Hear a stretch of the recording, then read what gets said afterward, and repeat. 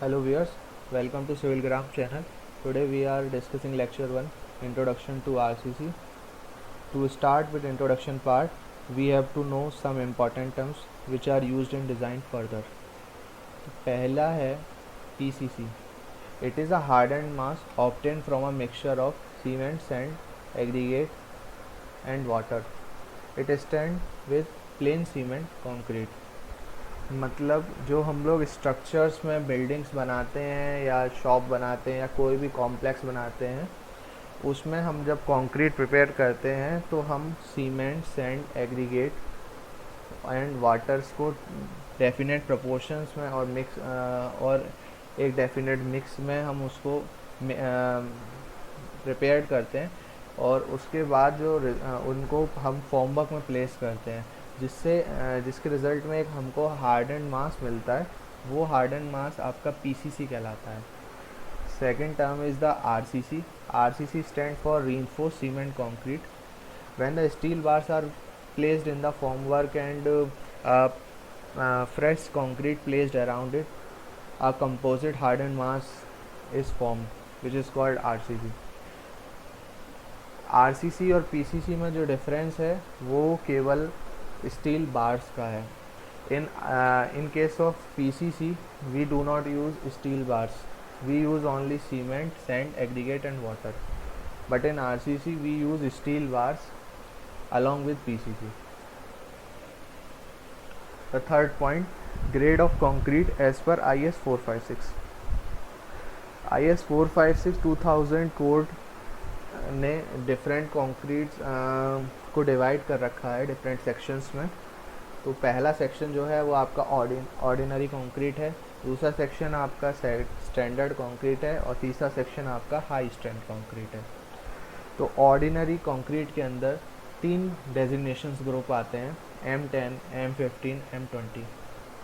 So the M10 in M10, M represent the mix and 10 represent the characteristic compressive strength in Newton per mm square. Means a mix having 10 Newton per mm square compressive strength. मतलब है कि M जो represent करेगा वो mix को represent करेगा कि जो आपका मिक्स है वो क्या है, और 10 जो रिप्रेजेंट करेगा वो आपकी कंप्रेसिव स्ट्रेंथ को रिप्रेजेंट करेगा आफ्टर 28 डेज. यानी कि M10 ग्रेड की अगर आपकी कंक्रीट है तो जो 28 डेज बाद उसकी कंप्रेसिव स्ट्रेंथ होगी वो आपकी 10 न्यूटन पर mm स्क्वायर होगी. सेम M20 ग्रेड के लिए अगर कहेंगे तो M20 ग्रेड के लिए जो कंप्रेसिव स्ट्रेंथ होगी कैरेक्टरिस्टिक आफ्टर 28 डेज वो आपकी 20 न्यूटन पर mm स्क्वायर होगी. Next is the standard concrete. In standard concrete, different designation groups are there. First is M25, M30, M35, M40, M45, M50 and M55. There are 7 groups in the standard concrete.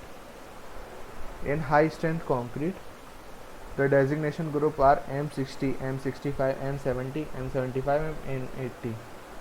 तो as per the IS code ordinary concrete के अंदर 3 designation group आते हैं, standard concrete के अंदर 7 designation group आते हैं और हाई स्ट्रेंथ कंक्रीट के अंदर 5 डेजिग्नेशन ग्रुप आते हैं. यहाँ पर एक नोट है कि जो कैरेक्टरिस्टिक कंप्रेसिव स्ट्रेंथ की हम बात कर रहे हैं आफ्टर 28 डेज़ के लिए, उसकी IS कोड कहता है कि the strength below which not more than 5% of the test result are expected to fall. जो आप टेस्ट करेंगे क्यूब का कंप्रेसिव स्ट्रेंथ के लिए जिसका size 150 mm by 150 mm by 150 mm और 100 mm by 100 mm by 100 mm है, तो जब आप टेस्ट करेंगे 28 डेज़ बाद तो जो रिज़ल्ट होंगे वो 5% से कम नहीं होने चाहिए, 5% से ज़्यादा नहीं होने चाहिए. सम इम्पॉर्टेंट पॉइंट्स, हम लोग डिफरेंट वर्क्स के लिए कंक्रीट को बनाते हैं, जिसमें एक आपका आरसीसी वर्क होता है, एक आपका प्री टेंशन वर्क होता है, एक आपका पोस्ट टेंशन वर्क होता है. तो आरसीसी वर्क के लिए ग्रेड ऑफ कंक्रीट जो है वो आप M20 ग्रेड से कम की यूज़ नहीं करेंगे. इन pre tension work and post tension work ये आपके स्पेशल टाइप ऑफ वर्क होते हैं. प्री टेंशन वर्क के लिए minimum grade of the concrete आपका M40 ग्रेड है और इसके ऊपर आप यूज़ कर सकते हैं। For post tension work minimum grade of concrete is M30 and above used in the structures। Next point है आपका टाइप ऑफ रीइंफोर्समेंट। हम जब स्ट्रक्चर्स को डिज़ाइन करते हैं तो different type of reinforcement bars को यूज़ करते हैं, जिनको हम हिंदी में लेमैन लैंग्वेज में उनको हम सरिया कहते हैं या छड़ कहते हैं। तो पहली जो हमारी बार है वो आपकी माइल्ड स्टील प्लेन बार्स होती हैं। ये आपकी दो तरीके की होती हैं, CWMS बार, HRMS बार। CWMS बार का मतलब है आपका cold worked mild steel bar, और HRMS बार का मतलब है hot rolled mild steel bar.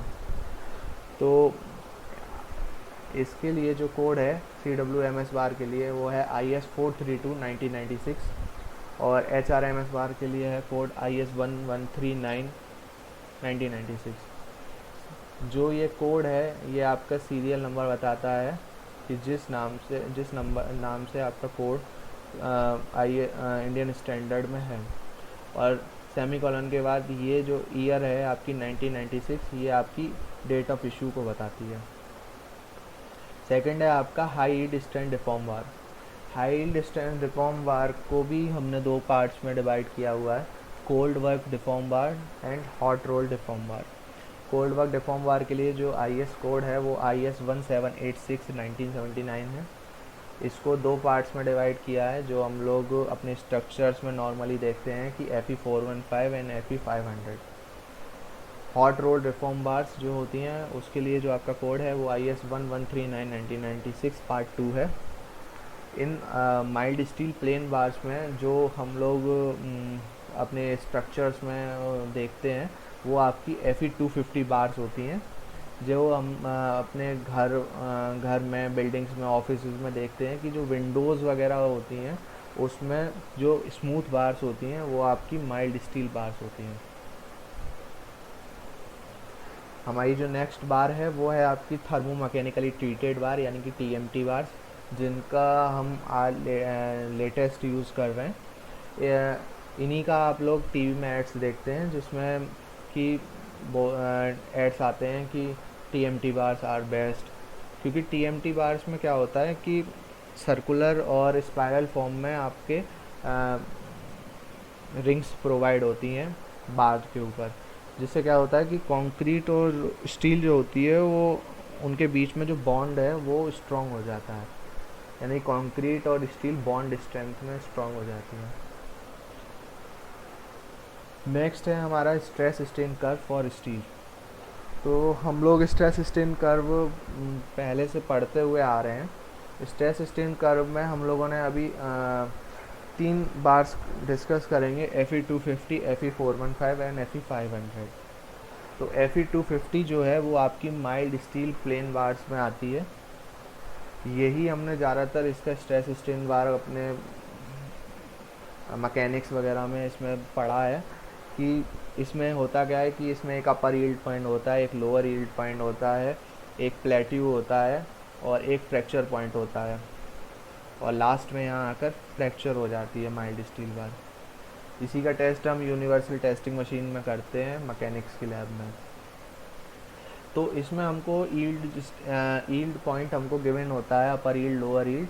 तो हम लोग यहाँ पर डायरेक्ट यहाँ पर फाइंड कर सकते हैं कि अपर यील्ड हमारा कहाँ है और लोअर यील्ड पे क्या वैल्यू है हमारी। लेकिन FE 415 और FE 500 जो हैं वो आपकी HYST बार्स में आती हैं। इसमें ऐसा कोई भी यील्ड पॉइंट नहीं होता। तो इसमें यील्ड पॉइंट लोकेट करने के लिए हम 0.02% स्ट्रेन पर एक लाइन पैरेलल ड्रॉ करते हैं। वो लाइन जहाँ पर इस कर्व को इंटरसेक्ट करती है, क्रॉस करती है, वो पॉइंट इनका यील्ड पॉइंट कहलाता है। यहाँ पर स्ट्रेस स्ट्रेन कर्व में स्ट्रेस हमेशा x एक्सिस पर ली जाती है और स्ट्रेन हमेशा y एक्सिस पर ली जाती है। That's all for today lecture. If you have any query, write in the comment section. If you like the lecture, press the bell icon, like, comment, share and subscribe the channel. Thank you.